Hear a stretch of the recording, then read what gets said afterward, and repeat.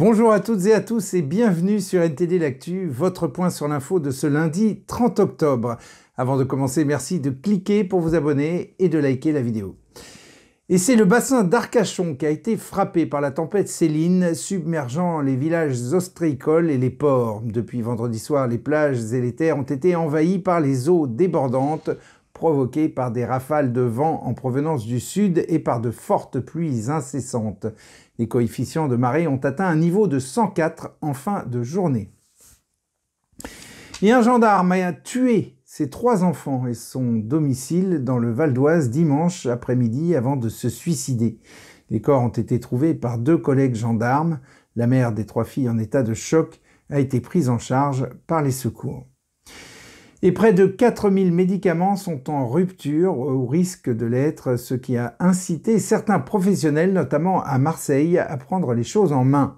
Ils ont décidé de ne plus attendre des livraisons hypothétiques et de fabriquer eux-mêmes les médicaments dont ils ont besoin. Dans un laboratoire autorisé par l'Agence nationale de sécurité du médicament, tous les traitements en rupture de stock sont produits sur demande.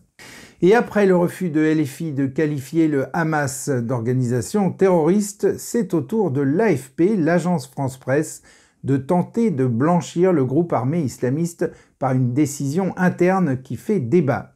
En effet, dans un document intitulé « Consignes éditoriales sur la couverture de la guerre entre Israël et le Hamas », la direction de l'AFP a demandé à ses journalistes de ne plus utiliser le terme « terroriste » pour désigner le groupe islamiste palestinien du Hamas, mais plutôt de parler de combattants du Hamas. Certains ont justifié cela en déclarant que le mot terroriste avait perdu son sens. Les actes du Hamas sont pourtant, au sens littéral, des actes de terrorisme islamique. Et toujours à propos du conflit au Moyen-Orient, samedi 28 octobre, le Premier ministre israélien Benjamin Netanyahou a déclaré que les forces armées avaient déclenché la 2e phase de leurs opérations, incluant des opérations au sol contre les membres du Hamas. Regardez. Hier soir, nos forces terrestres ont pénétré dans Gaza afin de poursuivre le bastion du mal. Il s'agit de la 2e phase de la guerre dont les objectifs sont clairs: la destruction des capacités militaires et gouvernementales du Hamas et le retour des otages chez eux. La guerre à l'intérieur de la bande de Gaza sera difficile et longue, et nous y sommes préparés. Après la guerre, nous devrons tous répondre à des questions difficiles, y compris moi. Et j'appelle à nouveau la population civile à évacuer vers une zone sûre dans le sud de la bande de Gaza. Le cynisme de notre ennemi n'a pas de limite. Il commet des crimes de guerre lorsqu'il utilise des civils comme boucliers humains, lorsqu'il utilise des hôpitaux comme centre de commandement des terroristes, comme source de ravitaillement pour sa mission de guerre. Certains groupes israéliens ont demandé que les opérations terrestres soient retardées jusqu'à ce que les otages soient libérés. Samedi 28 octobre, Netanyahou a rencontré des membres des familles d'otages détenus à Gaza. Nous ferons et épuiserons toutes les possibilités pour les ramener à la maison. Ceci avant l'entrée des opérations terrestres et après. C'est une partie intégrante des objectifs de l'opération tels qu'ils ont été définis. Un effort est en cours.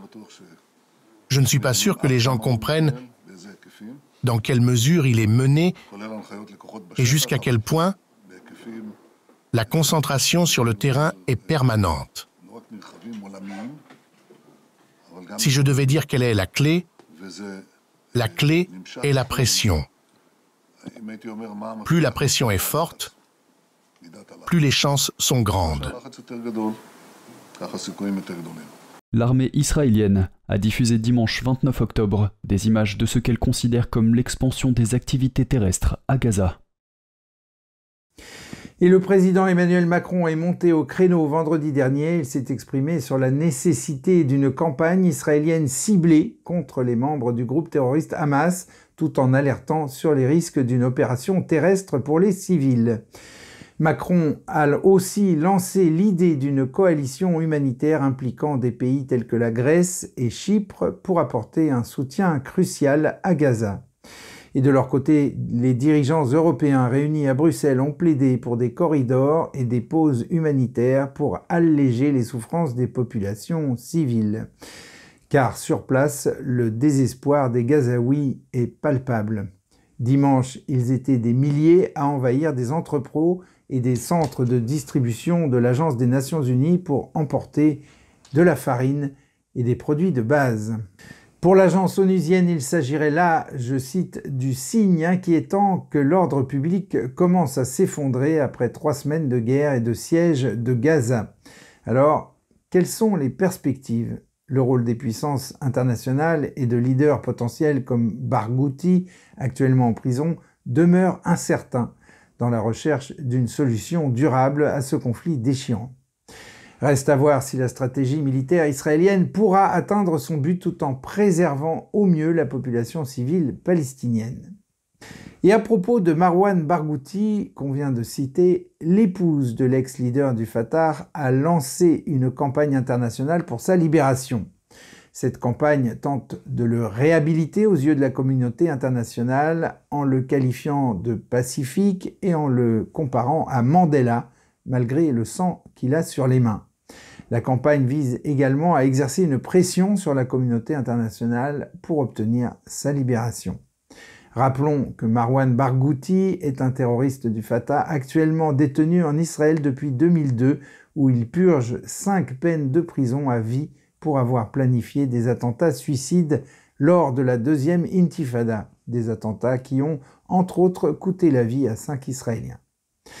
Et aux États-Unis, le sénateur républicain Chuck Grassley accuse le FBI d'avoir dissimulé des informations sensibles fournies par plus de 40 sources concernant la famille Biden, notamment en les qualifiant arbitrairement de désinformation étrangère.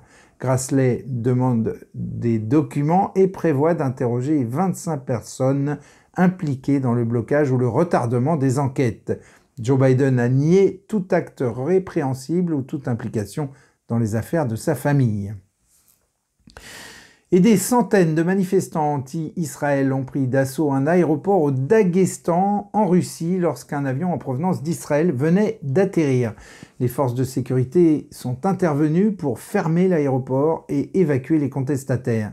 Plusieurs dizaines de manifestants sont montés sur le toit et le tarmac de l'aéroport, agitant des drapeaux palestiniens, brisant des vitres et criant des slogans. Environ 20 personnes ont été blessées, dont 2 grièvement, et 60 personnes ont été arrêtées. L'aéroport restera fermé jusqu'au 6 novembre et une enquête criminelle a été ouverte par les autorités russes. Et on passe maintenant aux actualités sur la Chine. Vladia, c'est à vous, on vous écoute. Merci Rémi, bonjour à tous. Aujourd'hui, on va parler de la menace nucléaire posée par la Chine. Un nouveau rapport indique que Pékin développe une nouvelle génération de sous-marins qui devrait être prêt dans 10 ans. La plus grande inquiétude est que la nouvelle flotte rendra beaucoup plus difficile la détection par les États-Unis d'une frappe nucléaire lancée depuis les côtes chinoises. Les nouveaux sous-marins sont appelés Type 096. Cette information vient d'une entité liée à la marine américaine. Le tout dernier missile balistique chinois pouvant être lancé à partir d'un sous-marin est le JL-3. Il a une portée de plus de 9500 km, ce qui lui permet d'atteindre une partie des États-Unis. L'armée américaine déclare que la Chine est en train d'équiper ses sous-marins de ces missiles. Chacun d'entre eux peut transporter plusieurs têtes nucléaires. De plus, ils sont plus discrets, c'est-à-dire plus difficiles à détecter. Des experts disent que des pays comme le Japon et l'Inde redoublent d'efforts pour repérer les sous-marins chinois. Pour ce faire, ils envoient davantage d'avions pour patrouiller en Asie du Sud-Est et autour de l'océan Indien. Voilà pour la géopolitique. Je vais conclure ces actus sur la Chine avec l'influence de Pékin sur la culture dans le monde. Une compagnie d'art du spectacle est empêchée de se produire dans la péninsule coréenne. Aussi surprenant que cela puisse paraître, cette fois-ci la restriction ne vient pas de la Corée du Nord, mais plutôt de la Corée du Sud. Depuis des années, le régime chinois tente d'empêcher cette compagnie de se produire dans ce pays, le menaçant même de répercussions économiques et politiques. Cette compagnie révèle la culture traditionnelle chinoise d'avant le communisme, aux grandes dames du régime chinois qui veut détruire la culture traditionnelle. La compagnie Shanyun Performing Arts, basée à New York, effectue chaque année des tournées dans plus de 20 pays, dont la France. Cette année, les organisateurs locaux affirment que les deux principaux théâtres de Séoul rejettent la demande de représentation du groupe en raison des pressions exercées par le gouvernement chinois. Cet événement pourrait constituer un test pour le président coréen Yoon Suk-yeol. Élu en 2022, il a promis d'adopter une position plus ferme face à la Chine. Au début de l'année, Michelle Steele, une membre du Congrès américain, a écrit une lettre au président coréen l'exhortant à empêcher le Parti communiste chinois d'empêcher Shanyun de se produire. Shanyun sera joué en France. Dans notre pays, Pékin n'a pas réussi à interférer au point d'empêcher les représentations. D'ailleurs, je pense qu'une partie d'entre vous a déjà vu des publicités pour ce spectacle sur Internet ou dans les transports en commun. Ça n'a pas non plus été facile pour eux en France, mais ils reviennent chaque année depuis plus de 10 ans, il me semble. N'hésitez pas à venir les voir. Merci Rémi, très belle journée à tous. Merci Vladia, et on conclut cette édition avec l'histoire extraordinaire de Nirya Bhanot, une jeune héroïne des temps modernes. Son histoire a été racontée dans le film indien Nirya. Nirya a grandi à Mumbai, en Inde. Elle a commencé sa carrière en tant que mannequin, devenant un visage familier dans de nombreuses publicités. Elle a ensuite décidé de devenir hôtesse de l'air. Cependant, seulement 6 mois après le début de sa nouvelle carrière, un vol de sa compagnie a été détourné par 4 terroristes alors qu'il faisait une escale au Pakistan.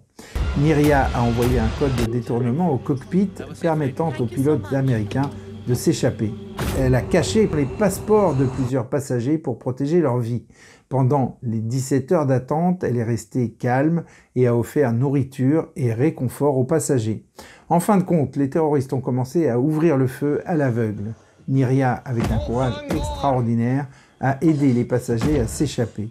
Au lieu de s'échapper elle-même, elle a choisi de protéger 3 enfants des balles en sacrifiant sa vie. Nirya Bhanot a reçu à titre posthume le prix Ashok Chakra, la plus haute décoration militaire indienne pour bravoure en temps de paix. Et voilà, c'est la fin de ce journal. Merci à toutes et à tous de l'avoir suivi. On se retrouve demain à 13 h pour une nouvelle édition de NTD l'Actu. En attendant, portez-vous bien, aidez-vous les uns les autres. Et comme Nirya, n'hésitez pas à faire preuve d'altruisme et de bravoure. À demain.